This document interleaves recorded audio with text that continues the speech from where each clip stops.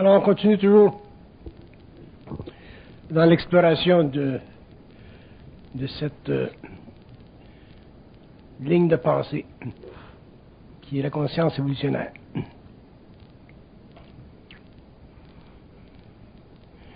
Un élément qui est intéressant à étudier, c'est le comportement psychologique de l'ego en relation avec sa conscience occultée. Comment est-ce que l'ego doit travailler, réagir à une conscience qui devient de plus en plus occulte?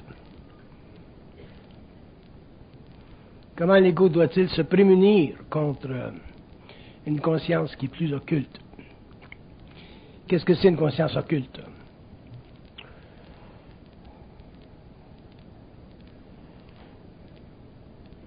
Travailler avec le plan mental, c'est pas évident pour l'homme parce que c'est nouveau. C'est une redécouverte de lui-même. C'est une abolition d'une manière de penser, de plusieurs manières de penser. C'est réellement une révolution personnelle. Et à cause de cette condition-là, l'homme, avec le temps, sera forcé d'apprendre à ajuster sa conscience inférieure, donc sa conscience égoïque, par rapport à une conscience qui est plus vaste. Et quand je dis qu'une conscience, quand je parle d'une conscience plus vaste, je veux dire, j'implique une conscience dont l'ego n'a pas nécessairement tous les aspects. On ne connaît pas tous les aspects de notre conscience supérieure. De sorte qu'on ne sait pas réellement comment travailler avec cette conscience supérieure. Ça fait partie de l'évolution, ça fait partie du développement de la maturité, ça fait partie de la déspiritualisation de l'homme, ça fait partie de la reprise du contrôle sur sa vie, et ça fait partie aussi de la mise en perspective de sa conscience personnelle par rapport à une conscience qui est de plus en plus prépersonnelle. Une conscience supramentale, c'est une conscience qui devance dans le temps la conscience de l'ego. Ce qui veut dire qu'un homme qui a une conscience supramentale dérive ou découle d'un état d'esprit qui ne coïncide pas nécessairement avec son état d'esprit inférieur, avec son ego, avec sa conscience égoïque. Et il peut se créer un différentiel assez large pour que l'individu ait l'impression de se noyer dans une vaste condition qui dépasse son entendement logique. Mais ceci fait partie de l'évolution de la conscience humaine. Ça fait partie de la redécouverte des attributs de l'homme. Et ça fait aussi partie de la conquête des obstacles qui sont mis dans sa vie par cette conscience supérieure dont il devient de plus en plus, avec laquelle il peut de plus en plus s'entretenir, mais qui fait quand même, ou tout de même partie d'une programmation.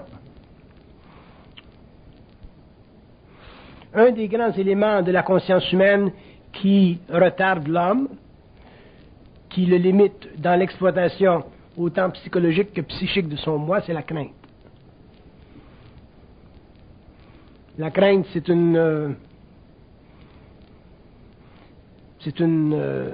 force qui a des racines très profondes chez l'être. Et avec le temps, l'ego qui connecte à une conscience supérieure, donc à un moi plus universalisé, éventuellement on arrive à éliminer cette crainte-là, afin de libérer d'autres énergies qui éventuellement lui permettront de transgresser les lois de la programmation.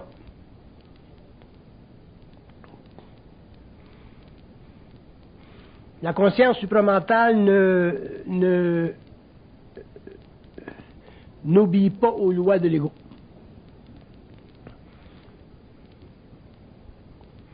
Plus l'homme deviendra conscient, plus il s'apercevra que cette conscience a son propre agenda. Quand l'homme est inconscient, il croit avoir ou posséder son propre agenda. Et lorsqu'il est en contact ou en lien télépathique avec le plan mental, il s'aperçoit que le plan mental a son propre agenda. Et la connexion ou l'équilibre entre ces deux plans-là, c'est réellement le tour de force que l'homme, en évolution de conscience, découvrira au fur et à mesure où il apprendra à maîtriser ses craintes. Je remarque que dans la société d'aujourd'hui, surtout chez les gens sensibles, les gens qui sont plus sensibles, plus conscients, je remarque qu'il y a beaucoup de désarroi par rapport aux conditions sociales à l'intérieur desquelles ces gens-là baignent. Quand on est inconscient, on vit en proximité de la société ou dans le centre de la société d'une certaine manière. Quand on se conscientise, les paramètres changent.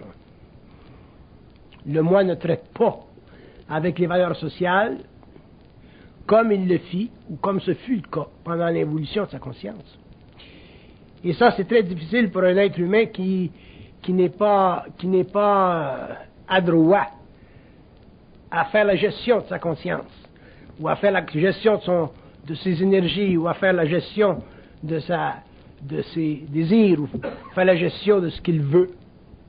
Et ça, c'est un problème qu'on rencontre de plus en plus et qui éventuellement deviendra probablement plus vaste parce que il y a définitivement une division entre l'ego inconscient et l'ego qui se conscientise qui rend difficile l'adaptation de l'homme à une nouvelle vie. Quand je dis une nouvelle vie, je veux dire une vie qui est plus conscientisée, plus sous notre contrôle. Mais comment voulez-vous que nous ayons une vie sous notre contrôle ou que l'on en arrive à travailler avec les éléments d'une programmation d'une manière créative si on a trop de crainte? Donc, pour moi, la crainte, c'est la condition fondamentale de l'échec humain sur une planète expérimentale.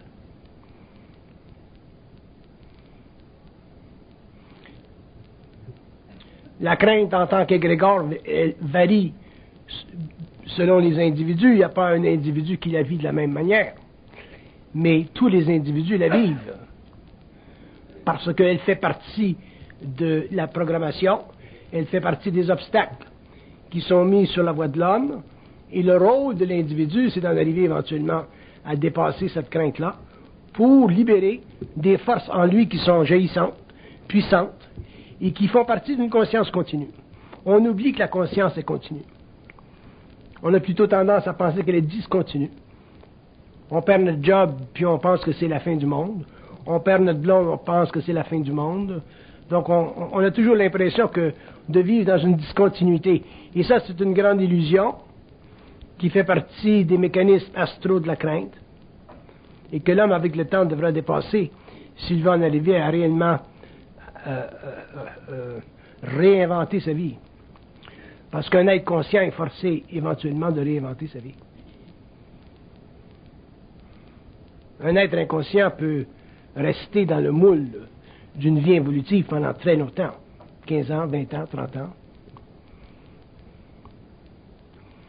Mais un être qui se conscientise, éventuellement est forcé de réinventer sa vie parce que il en arrive à découvrir les limites de sa vie. Que sa vie est limitée, que sa vie n'a pas le pouls qu'elle devrait avoir. Elle n'a pas la couleur qu'elle devrait avoir. Autant dans le travail que dans les amitiés, que dans l'amour. Et si l'homme sent que sa vie est limitée et qu'il est conscient, à ce moment-là, il ne sera pas intéressé à vivre ou à continuer à vivre une petite vie, une vie qui dépend de ce qui est autour de lui. Il voudra éventuellement se mettre en mouvement, en conscience créatrice, il voudra dépasser ses propres limites, mais s'il a des craintes, il ne pourra pas le faire. Parce que la crainte est suffisante chez l'homme pour lui barrer la route pour lui barrer les jambes et pour l'empêcher de réellement transgresser les lois de sa programmation.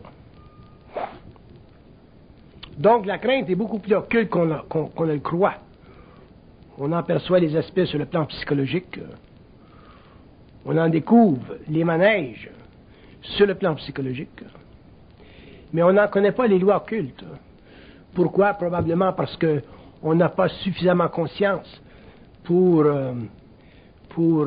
vivre le lien universel lorsque nous sommes en état de crise.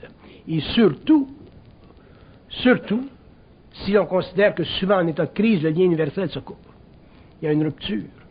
Mais pourquoi il y a une rupture du lien universel en tant que crise? C'est pour justement permettre à l'ego de réaliser qu'il y a continuité dans sa conscience.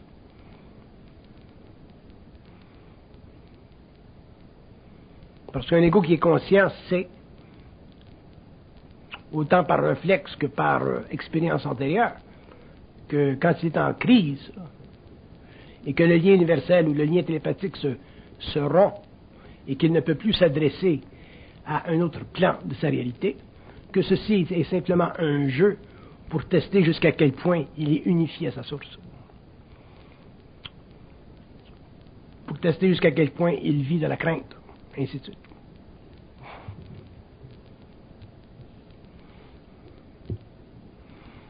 La crainte est toujours un regard sur soi. Quand vous vivez une crainte, dans n'importe quel domaine de votre expérience, vous vivez toujours un regard sur vous-même. Donc, dans le fond, vous expérimentez une mesure de vous-même. Et si votre moi n'est pas à la mesure de votre réalité, la crainte devient plus grande que la réalité. Et à ce moment-là, vous vivez réellement un choc parce que vous êtes obligé de substituer ce qui n'est pas réel, ce qui est réel pour ce qui ne l'est pas. Donc, vous vous assujettissez à des illusions qui fracturent votre ego et vous empêchent de transcender les limites imposées par une programmation. Donc, la crainte, c'est très grave. On le sait, on a entendu parler, on en a évoqué les aspects, autant de manière philosophique ou poétique au cours des siècles. Mais on n'a jamais regardé sur le plan occulte.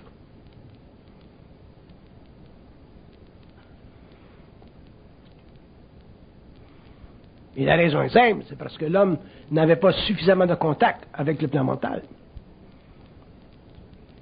Mais lorsque vous avez contact avec le plan mental et que vous êtes dans une situation de crise aiguë, donc dans une situation qui normalement devrait vous faire vivre de la crainte, vous vous apercevez que le contact avec le plan mental est très très détaché de votre expérience. Que ce soit la mortalité, la maladie, ou n'importe quoi. Et on vous répond très très très simplement que tout est correct. Inquiétez-vous pas, tout est bien. Donc, des réponses comme ça aide l'ego mortel à supporter des programmations difficiles. Par contre, l'ego, à cause de la toison qui le sépare de sa réalité, a tendance à discuter cette sorte de réponse. Parce que l'ego n'aime pas se faire donner des réponses trop simplistes. Il aime les réponses plus complexes, les réponses qui vont plus définir un point. Mais ça, c'est parce que l'ego a besoin d'assurance. Et je veux parler du besoin de l'assurance. Le besoin de l'assurance, c'est un besoin d'assurance, dans le sens d'insurance. Un ego qui a besoin d'assurance, c'est un ego qui a déjà de la crainte. Vous ne pouvez pas travailler avec les forces du mental et demander de l'assurance. Parce que la demande de l'assurance, c'est déjà l'astralisation de votre conscience. Ça implique déjà une capacité de vivre la vie d'une manière discontinue. Donc, de l'assurance, si vous communiquez avec le plan mental, vous n'en aurez jamais si il détecte dans votre conscience qu'il y a de la crainte. Et si on détecte qu'il n'y a pas de crainte dans votre conscience, à ce moment-là, on vous donnera de l'assurance. Et vous pourrez rester, reposer votre esprit sur cette information. Mais si déjà vous avez de la crainte et que vous demandez de l'assurance, vous n'aurez pas d'assurance à partir du plan mental, parce que c'est un plan qui travaille à juxtaposer sa réalité avec celle de l'homme, et non pas à l'ombrager d'une manière spirituelle ou d'une manière émotionnelle, afin de le posséder doucement. L'homme doit être libre. Et libre veut dire être capable de vivre une vie dans une conscience continue. Si l'homme a besoin d'assurance pour remorquer ses craintes, à ce moment-là, il est coupable, sans le réaliser, de la crainte. Quand on parle de conscience supramentale ou qu'on parle de cette révolution dans la mentale de l'homme qui lui permettra finalement de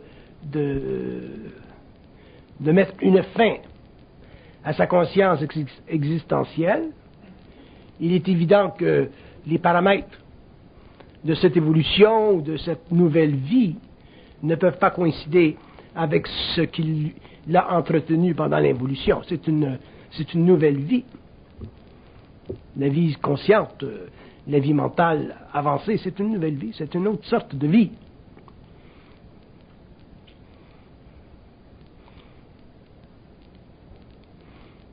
Donc la tendance chez l'être humain à demander de l'assurance lorsqu'il est en crise, c'est une tendance qui découle de ses craintes, et automatiquement c'est une situation qui, à court ou à long terme, le desservira, parce qu'il n'en arrivera jamais à mettre le point sur le centre de sa force. Et il se situe où le centre de sa force? Et il se situe là où la crainte n'existe pas.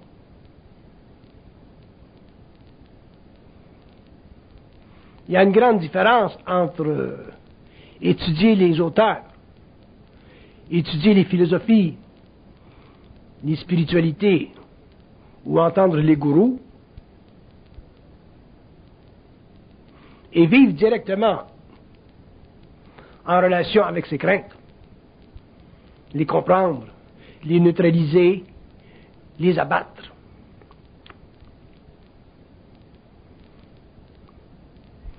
Sinon, l'homme ne peut pas atteindre une conscience mentale. Il ne se suffit pas à lui-même.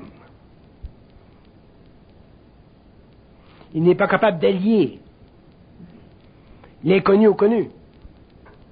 Et dans une conscience supramentale, effectivement, on doit lier l'inconnu au connu pour que l'inconnu devienne suffisamment près de soi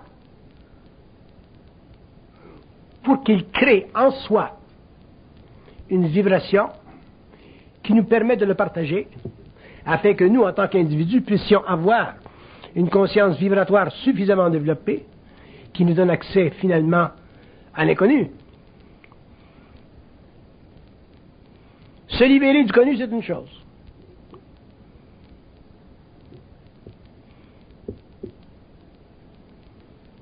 Mais se greffer à l'inconnu pour qu'il fasse partie de notre nouveau mental, c'est essentiel. Mais si nous avons trop de crainte, ou si nous avons besoin trop d'assurance, nous ne pouvons parvenir à ceci, parce que la crainte est une barrière psychologique créée par les plans pour tester la réalité psychologique de l'ego, c'est-à-dire pour tester jusqu'à quel point l'âme est en puissance.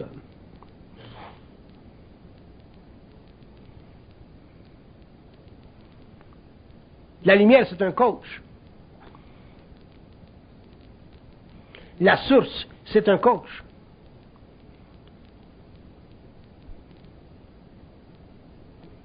Elle mesure constamment la réaction de l'ego par rapport à des événements qui sont souvent difficiles à interpréter, à comprendre, mais facile à intégrer si on n'a pas de crainte.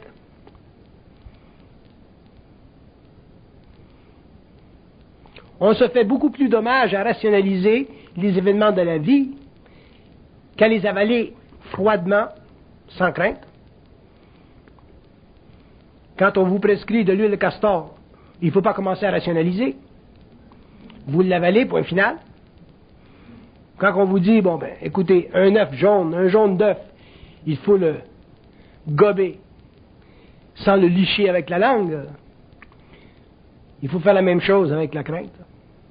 Ou les événements dans la vie qui ont tendance à nous replonger constamment dans ce portrait de la vie évolutive qui crée chez l'homme la terreur et qui l'empêche de réaliser qu'il est un être de lumière. Donc, qui l'empêche de comprendre que la vie est continue et qu'elle devient discontinue seulement quand l'homme a peur.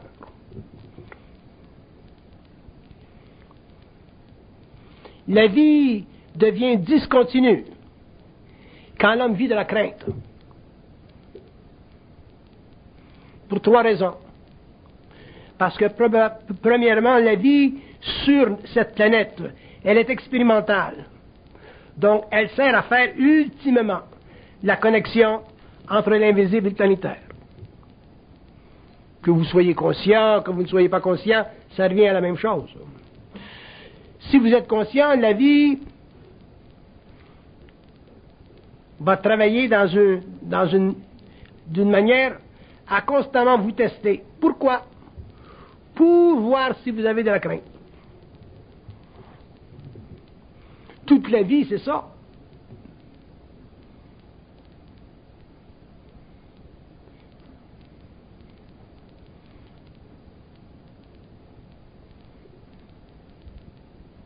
Et chacun vit sa crainte à sa manière. Ce qui est la crainte pour un n'est pas une crainte pour l'autre. Mais chacun vit des craintes. Que vous soyez riche, pauvre, spirituel, athée, tous les hommes vivent la crainte.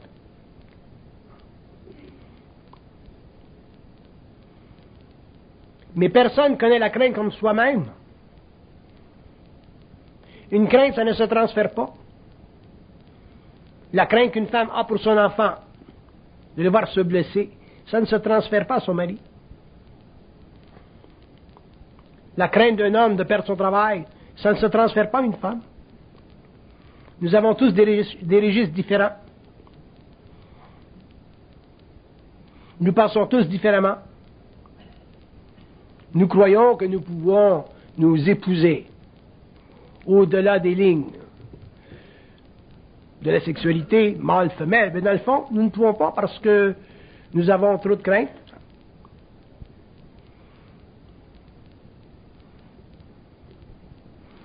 L'homme croit dépendre. L'homme croit être libre de la femme par rapport à la crainte et il ne l'est pas. La femme croit être libre de l'homme par rapport à la crainte et elle ne l'est pas. Les êtres ne sont pas libres de la crainte dans leur relation. Pour 2 raisons. Parce que la crainte est toujours utilisée pour tester la vie de l'un ou de l'autre. Donc, au cours de l'évolution de la conscience évolutionnaire, l'homme devra en arriver éventuellement à pouvoir évaluer d'une manière assez objective sa condition de vie, là où il vit de la crainte. Et il pourra le faire. Il sera équipé en lumière pour le faire, mais ça prendra un certain temps. Parce que pour comprendre la crainte, qui est un peu comme un virus, il faut comprendre ou avoir une idée de la maladie. Et ça ne se comprend pas tout de suite, une maladie. On évolue avec elle, on devient de plus en plus près. Et je peux vous assurer qu'éventuellement, on en arrive à même l'aimer. Parce qu'elle nous permet de réellement comprendre des mécanismes occultes de la crainte.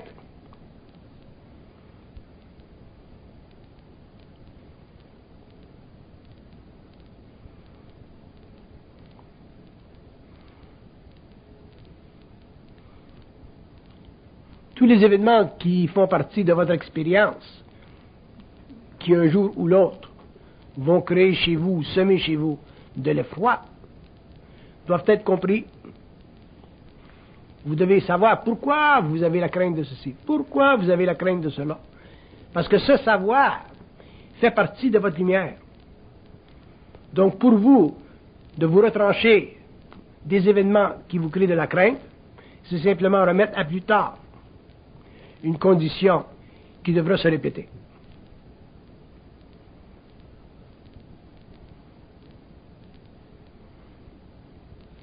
La crainte, c'est comme une joute de football. Il faut gagner. Mais l'homme a tendance à la repousser. Jouer une autre joute. Pour jouer une autre joute. Au lieu de passer du football au soccer. Et on peut faire ça pendant des années. Repousser et repousser et repousser. Et ça, c'est ce que je reproche à l'homme qui est prisonnier de la condition humaine. Et je lui reproche d'une manière très, très, très doucereuse, dans le sens que je comprends sa crainte, je comprends pourquoi il craint, je comprends comment il est difficile de ne pas craindre, je comprends la mécanique occulte de la crainte, mais je dois l'expliquer pour qu'éventuellement l'homme soit capable de faire face à la vie à tous les niveaux, quel que soit ce qui lui est présenté, pour pouvoir éventuellement neutraliser cette crainte et finalement s'affranchir de sa fameuse programmation. Comment voulez-vous être libre? Comment voulez-vous partir de Montréal pour aller en Chine? Comment voulez-vous partir d'un stage pour aller vers un autre? Comment voulez-vous partir d'une sphère pour aller vers une autre? Comment voulez-vous partir d'un état d'esprit pour aller vers un autre si vous avez de la crainte? Vous ne pourrez jamais le faire. Vous demeurerez simplement des êtres qui font partie d'un système de pensée, qui font partie de certaines conventions, qui font partie d'un monde à l'intérieur duquel, lentement, on vit et lentement, on meurt.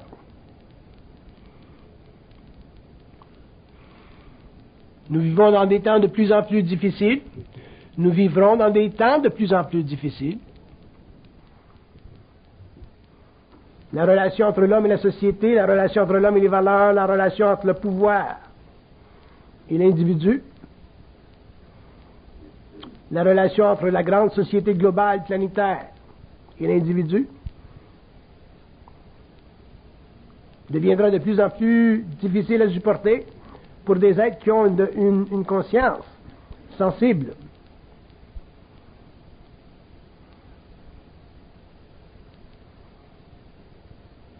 Parce que ça fait partie de la fin d'un cycle, ça fait partie du renouveau de la conscience planétaire, ça fait partie des grands changements de la conscience de l'homme, et ça fait partie de beaucoup d'autres choses qui ne font pas partie de notre conscience actuelle,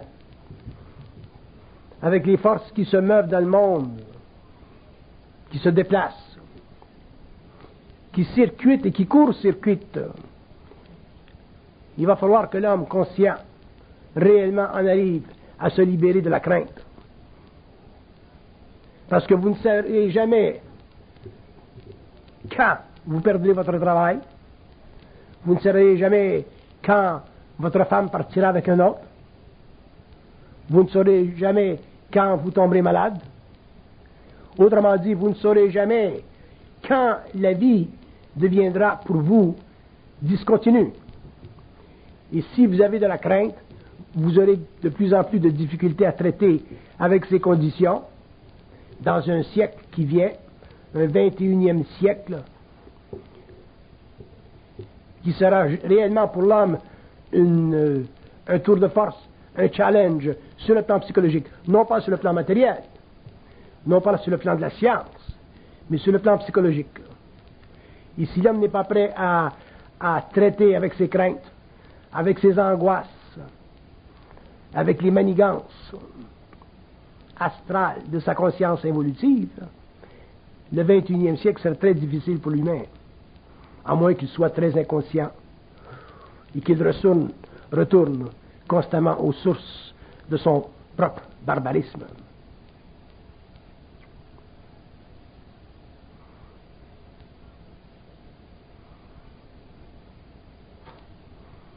Quand vous étiez involutif, quand vous étiez inconscient, il y avait beaucoup de monde dans le monde pour vous.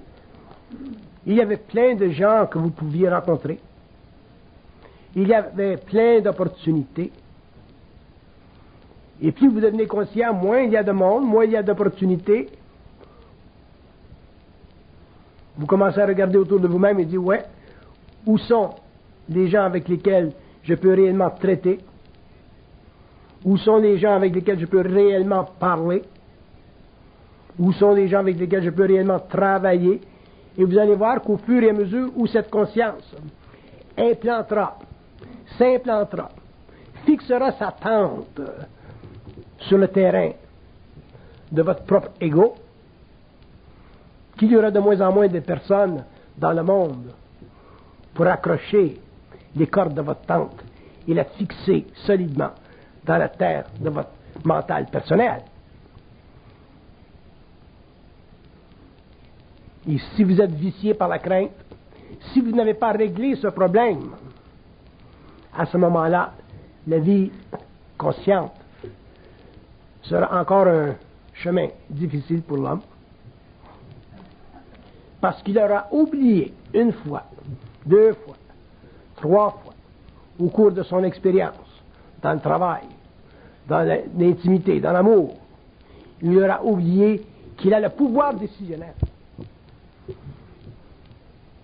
Si vous n'avez pas réalisé que vous avez le pouvoir décisionnel, dans le sens que je le parle, pas les décisions que l'on fait, que l'on défait, mais les décisions qui nous amènent de l'avant, les décisions qui nous font partir d'une frontière à une autre, d'un plan à un autre, les décisions qui nous mettent face à face avec soi-même, qui risquent même de nous isoler temporairement.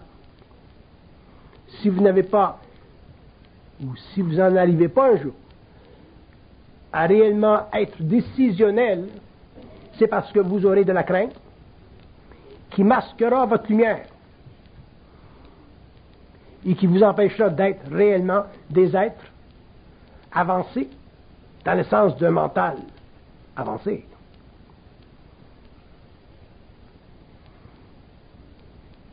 Ne pas pouvoir prendre de décisions dans la vie pour soi, des décisions intelligentes, qui nous favorisent et qui en même temps libèrent les autres, c'est réellement faire partie d'une programmation planétaire, et ça fait partie de la conscience existentielle, et c'est cette chose que l'homme doit dépasser au cours de son évolution, s'il va en arriver un jour à réellement puiser dans le centre de lui-même et écarter de sa conscience ces forces abrutissantes qui créent de l'angoisse et qui lui donnent constamment l'impression qu'il est petit, qu'il est menu ou qu'il n'a pas de ressources. L'homme a plein de ressources.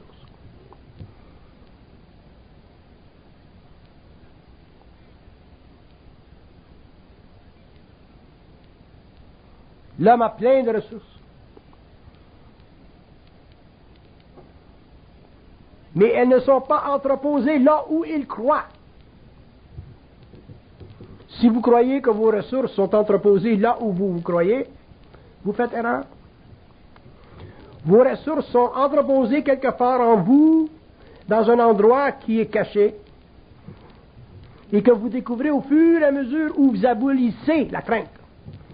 Et lorsque vous abolissez la crainte, vous voyez cet entrepôt surgir, ces idées venir, cette vibration vous entretenir, et cette clarté qui fait partie de l'homme.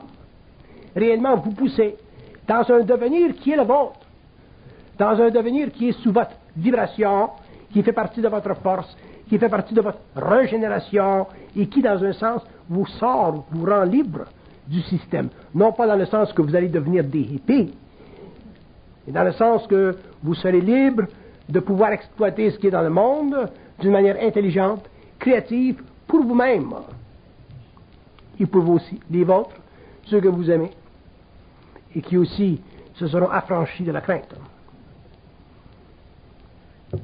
Ne cherchez pas vos ressources dans un entrepôt que vous avez identifiées.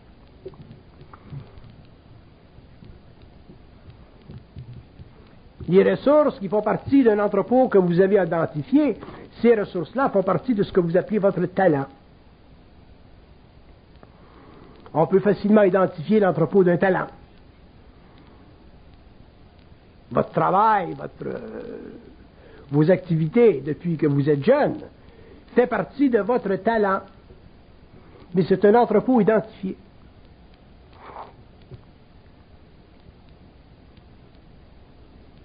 Mais c'est un entrepôt qui peut aussi vous garder dans l'ignorance de vous-même, dans ce sens que dans cet entrepôt-là, vous ne réaliserez pas que vous êtes craintif. Donc, si vous devenez médecin parce que votre père était médecin, c'est un entrepôt que vous avez identifié. Si vous devenez médecin et que vous n'aimez pas ça, c'est encore pire. Donc, un jour, l'homme devra découvrir l'entrepôt qui contient réellement les éléments bruitants de sa conscience créatrice. Et dans cet entrepôt, sur les portes de cet entrepôt, la map qui donne l'indice à votre mouvement futur, qui vous permet de passer d'un plan à un autre, d'une frontière à un autre, d'une limite à un autre. Cette map, elle est écrite, elle est là, elle est claire, elle est nette, parce que vous n'avez plus la crainte. Donc, je peux facilement dire, avec une grande certitude, que la plupart des hommes sur la Terre vivent dans un entrepôt qu'ils ont identifié, donc, qui vivent par rapport à la systématisation de leur moi, mais ils ne vivent pas dans un entrepôt qui leur est inconnu ou révélé, suite à avoir éliminé de leur conscience personnelle cette fameuse crainte qui crée l'angoisse et qui boycotte l'individu à un point où éventuellement il ne peut plus réaliser son domaine. Qu'est-ce que c'est mon domaine? Qu'est-ce que je veux faire dans la vie? Qu'est-ce qui m'intéresse? Qu'est-ce qui me rend libre?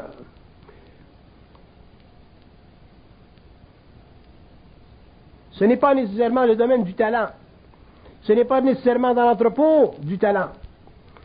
C'est peut-être très occulté dans l'entrepôt de la conscience créatrice, au-delà des limites de la crainte. Et c'est là qu'il n'y a plus d'existence. C'est là qu'il n'y a plus d'angoisse existentielle. C'est là qu'il n'y a plus d'angst.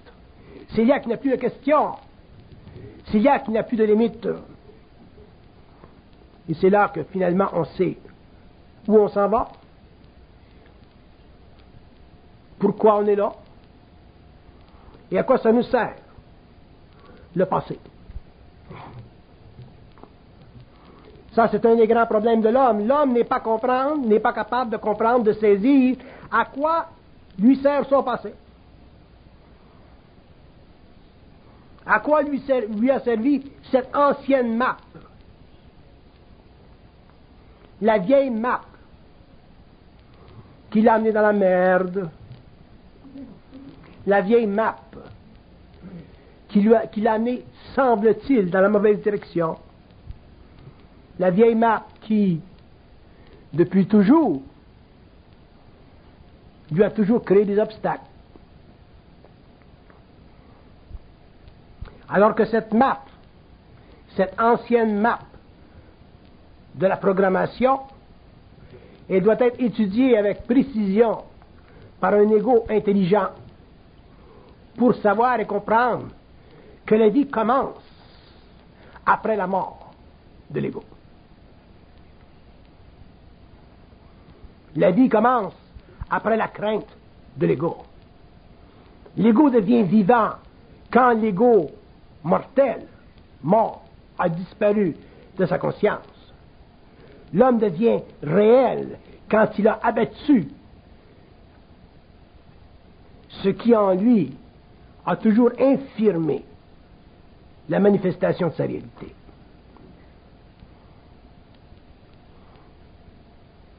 Il y a 20 ans, 25 ans, 40 ans, 50 ans, 75 ans, on pouvait suffisamment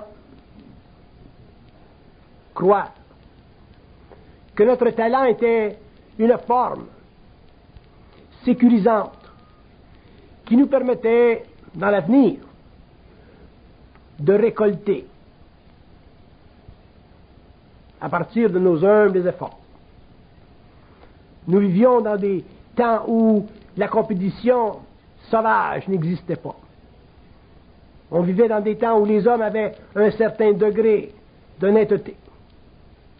On vivait dans des temps où les mafias étaient réduites, circonscrites. Mais ce n'est plus la situation.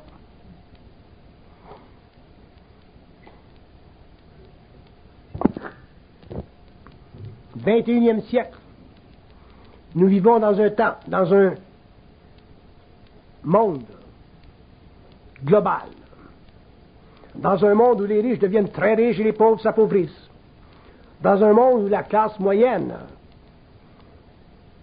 va devoir avec le temps réaliser qu'elle doit se prendre en main si elle ne veut pas disparaître. Nous vivons dans un monde où la sécurité sociale qu'on offre au monde, au peuple, les gouvernements, n'est plus valable sur le plan financier. Nous vivons dans un monde où, éventuellement, les services médicaux qui ont été offerts ne pourront plus subvenir aux besoins des populations. Nous vivons dans un monde, au XXIe siècle, où l'insécurité individuelle sera la plus grande qu'elle n'aura jamais été depuis le début de l'évolution. Pourquoi? Parce que nous entrons dans une phase où la vie sera tellement accélérée que l'individu qui ne sera pas greffé à ce train pour en vivre les angoisses, les tortures, le stress, sera obligé de régler le problème de la vie sur une base personnelle. Il sera obligé de découvrir l'entrepôt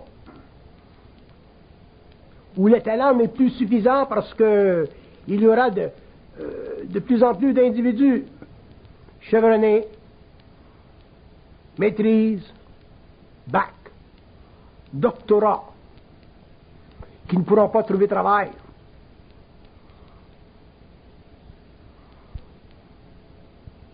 Nous trouverons des individus, des hommes, qui ne trouveront pas de femmes, et de femmes qui nieront le besoin d'avoir un homme dans leur vie. Donc cette dislocation du XXIe siècle, dont nous reverrons les répercussions sur le plan social, sur le plan des ethnies, sur le plan des races, sur le plan des nations, où nous verrons, ou dont nous témoignerons les chocs, la Chine qui s'éveille avec ses milliards d'habitants, les Chinois, les Japonais qui chercheront la domination de la production en utilisant la qualité comme le drapeau national, l'Europe qui voudra se réorganiser, avoir son propre écu pour ne pas retourner aux racines de ces combats historiques. Nous verrons le Québec qui se cherche une identité, un Canada qui ne veut pas vivre seul, un États-Unis qui voudra dominer le monde pour établir sa mission historique, qui est la liberté de l'individu, et les pays d'Amérique du Sud qui chercheront à égaliser leurs relations avec le monde afin de se sortir de cette miséreuse et sordide condition qu'on appelle la pauvreté. Et l'Afrique, cette chère Afrique qu'on a toujours oubliée, mais qui ne veut pas oublier ses racines et qui, à cause de ceci, sera écourté, limité dans sa projection mondiale. Et dans tout ce changement, dans toute cette condition, dans toute cette réverbération, que fera l'homme conscient? Qui ne pourra plus, comme auparavant, dire « Ah, moi j'ai un doctorat, j'ai une maîtrise. Je peux me trouver du travail demain. »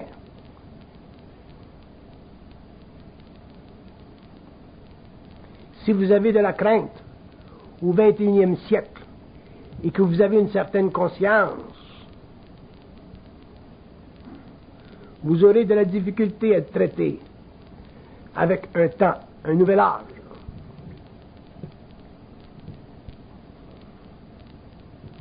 Vous aurez l'impression que vous vivez dans une vie discontinue, que vous n'êtes pas capable de remettre la main mise, d'avoir un certain contrôle comme vous aviez fictivement dans le passé.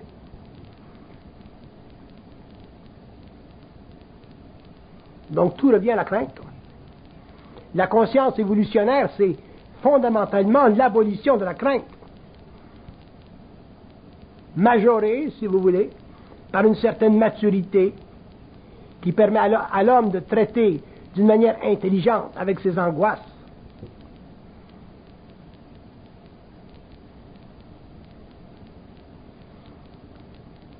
La conscience évolutionnaire, ce n'est pas un système de pensée, c'est une pensée renouvelée.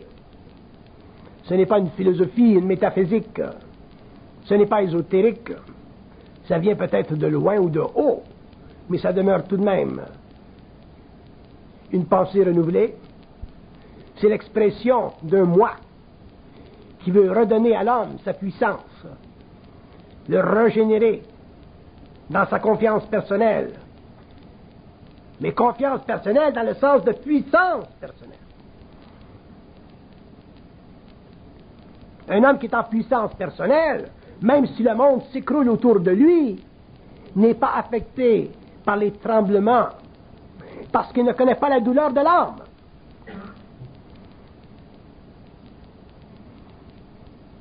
Il est dans son esprit, il est dans sa lumière, il est dans sa force. Il ne commande pas à la vie, mais il commande dans la vie. Différence. J'ai remarqué que beaucoup de gens veulent commander à la vie, mais ils ne commandent pas dans la vie. C'est une forme d'hypocrisie, c'est une forme de crainte, c'est une forme d'impuissance. C'est facile de commander à la vie, mais si on ne commande pas dans la vie, c'est-à-dire si on n'a pas la capacité de la vivre d'une manière continue, sans crainte, le commandement que nous lui donnons n'est simplement qu'une manifestation ou une profession verbale qui n'a aucune valeur, parce qu'il n'y a pas de témoin. Et qu'est-ce que c'est le témoin? C'est vous-même.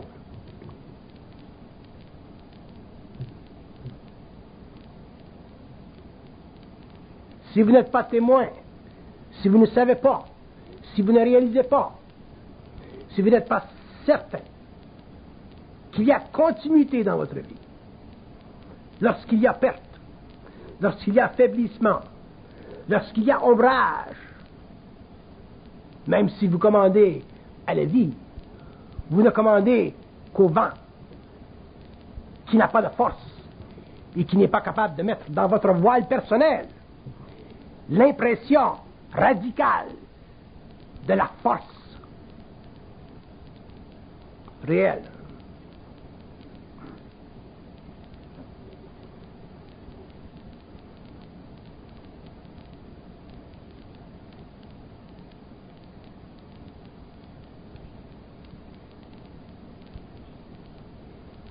Nous entrons dans un nouvel âge. L'homme saura des choses par lui-même, comprendra des choses par lui-même, mais il ne les aura pas encore maîtrisées. Parce que comprendre des choses, ça va de soi. Savoir des choses, ça va de soi. Mais maîtriser les choses que nous semblons comprendre, c'est une autre chose. Différence fondamentale entre commander à la vie et commander dans la vie. Si vous ne comprenez pas cette différence, vous allez passer le reste de vos jours à commander à la vie et demander à ce que la vie vous réponde. Demandez à ce que la vie vous supporte. Demandez à ce que la vie vous donne. La vie n'est pas là pour donner à l'homme. La vie, c'est un océan. L'homme est le poisson. Il doit savoir en respirer l'oxygène pour pouvoir se mouvoir à sa façon, où il veut, dans les hauts ou les bas fonds de cette conscience invisible. Le reste, c'est simplement du théâtre. Et beaucoup de gens, beaucoup de personnes, et j'ai beaucoup d'expérience avec l'art, passent leur vie à faire du théâtre, à commander à la vie, au lieu de commander dans la vie. C'est subtil, la crainte. C'est occulte, la crainte. Ça ne se comprend pas, la crainte. Ça se réalise dans l'inaction, dans la discontinuité, dans l'impression qu'on est seul, dans l'impression que la vie n'est pas là pour nous aider, dans l'impression qu'on a qu'il y a discontinuité entre la matérialité et l'invisible, dans l'impression qu'on a de ne pas pouvoir surgir au-delà des choses qui contestent notre autonomie.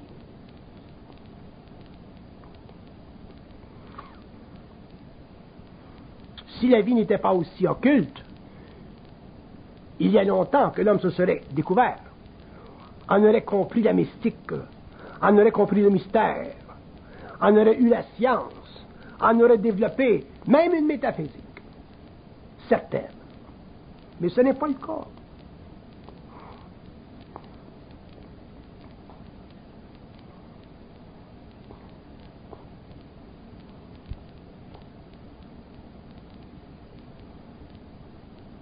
Donc, si nous parlons de psychologie évolutionnaire, nous parlons de renversement de nos craintes, nous parlons de l'élévation de nos esprits, nous parlons de la réalisation, finalement, chez l'homme, d'une conscience qui sait fondamentalement que la vie est continue, qu'elle n'est jamais discontinue.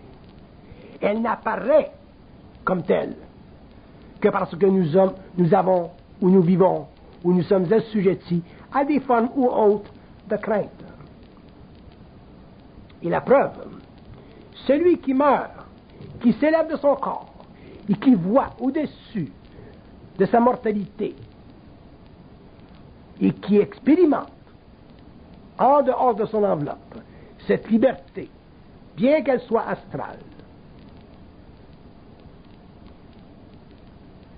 cet homme connaît l'illusion de la crainte. Il faut mourir pour comprendre la crainte. Il faut mourir un peu pour avoir une idée jusqu'où elle va, jusqu'où elle tend ses racines, jusqu'où elle piège l'ego, et jusqu'où elle est capable de faire croire à l'homme que la vie est discontinue.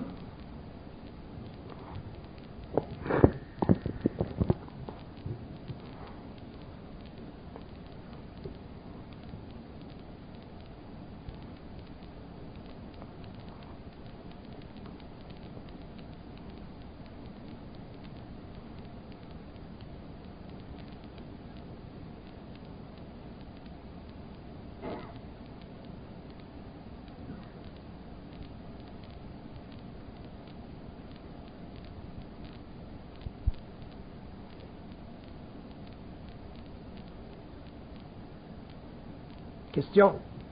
Pas de question. Une question. Pas de question.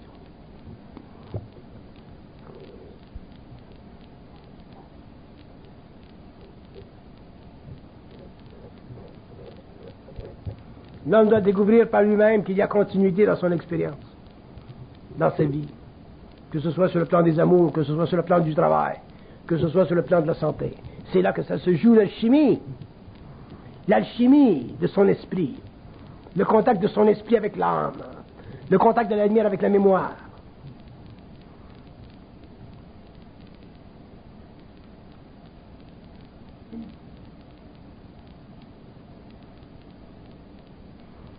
Nous vivons la vie comme si nous allions au cinéma.